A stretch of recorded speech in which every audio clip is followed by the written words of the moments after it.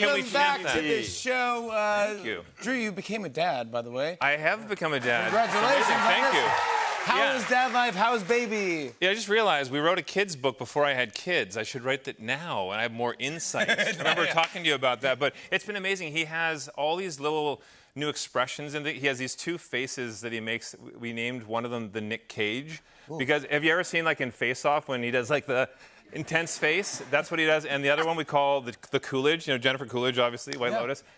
She does this like squinty, cute smile thing. He does that because he knows he's playing the audience. He's trying to be cutesy. He's cutesy. The Coolidge. So he does 2 celebrity impressions He already. does, already. Yeah, he's better than I am. Talented baby, yeah, talented All right, baby. I'll bring him on the show. He also has this look of confusion, though. Whenever he sees my face, he's like, why did Dad get so much better looking all of a sudden? I don't understand. Of course. It's like a mirror. How are you as an uncle, by the way? I mean, I feel like I'm pretty great. Right now, he doesn't do a lot other than, you know, make faces. He's not crawling around really yet or walking around. But Talks a lot. We don't know what he says. He chats a lot. He's just learned.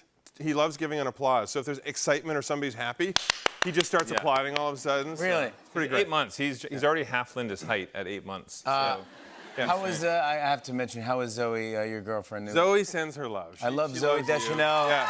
Actually, I love her, dude. I work with her. whoa, back off, buddy. Well, no, I'm just saying, I work with her. I know. So last night we were FaceTiming, and she says, "Oh my gosh!" And you, if you don't remember, she said, "I was in his music video, Idiot Boyfriend." I'm like, Idiot "Oh my gosh." Boyfriend was, thank you, hold your applause.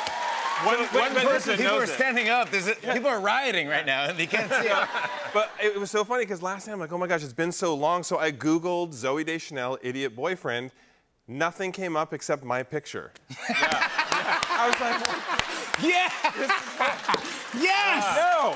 Same thing when I search fantastic. Idiot Brother. That is so funny, bud. right. I'll take Before you were the Property Brothers, you guys had a lot of jobs growing up, and I asked you about this, and you sent me a photo, and it just really made me laugh. One of the interesting jobs you had, you were clowns. It's one of our first jobs. Yeah, we had so much energy. Our parents were like, get out of the house, put this energy somewhere. But we did all, like, there are different types of clowns, different genres or themes, and we would try different ones. And then Jonathan was like a tall clown, Stretch. He was like on stilts. We realize that's not good when you're doing like parades or kids parties where they'll like tackle your legs out from under you. Oh, yeah, of course. Hurts to fall from 10 feet. Yeah, and then so- Drew, he had a character that was like a sad clown. And it was so depressing that eventually, because we worked for Parks and Rec. The parents told me to stop doing it because I was depressing the kids. Like, Yeah. So Is this, and then what was the name of your clown?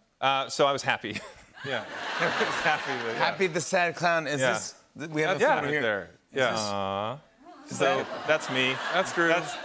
Nobody was hired. Well, but we worked for Parks and Rec, and we were getting $10 an hour. Then we realized that they were being paid $150 an hour for us to do it. So at 10 years old, Jonathan and I opened our own clowning business, and we were like thinking we're balling. We're getting $150 a pop for birthday parties. Yeah, not bad. See, you're always in the business You know, mode. If this construction thing doesn't work, Back there's to always clowning. that. We could always go back to it. Yeah. Let's talk about Brother versus Brother, No Rules. It's the 8th season premiered. What does No Rules mean?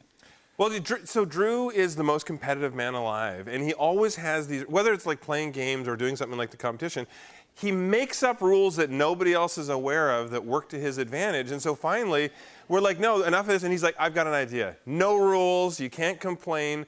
And immediately, it bit him in the butt. It backfired because he brought Zoe in. Zoe was born in L.A. She knows it. She literally, I think, is a secret real estate agent on the side because she knows everything about real estate. She started combing the streets in her car at night to try and find the perfect house for him to buy. I'm sure the cops were called. Well, that's an exaggeration, but yeah. No, she told me she was combing, but yeah. But on this show, so you both you pick a home, you reno the home, no matter what cost, though. Yeah, and then we flip it, and whoever makes a bigger profit wins. And meanwhile, we just mess with each other the whole time. There's so many pranks, so much stuff that goes wrong, but it's a blast. There's a time frame we have to get this done, and so you can't just go and buy some like $10 million house in L.A. and then make a bigger profit. You have to get it done fast. And then there's punishments for the loser each episode and a reward for the winner. Like the winner in one episode got to go to the Peterson Automotive Museum, which it has the greatest collection of classic cars, movie cars, TV cars. The winner got to take these, and you never get to drive these cars, got to take one of them on the road for a spin. The loser had to wash the Magnum PI car dressed as Magnum PI. So. And those shorts were short. Yeah, they were very short. Tom Selleck, respect. How did you do that, Tom? Respect to Tom Selleck. I want to show everyone a clip. Here's Drew and Jonathan Scott in Brother versus Brother, No Rules. Take a look at this. So when is the front door coming? So the front door is on its way.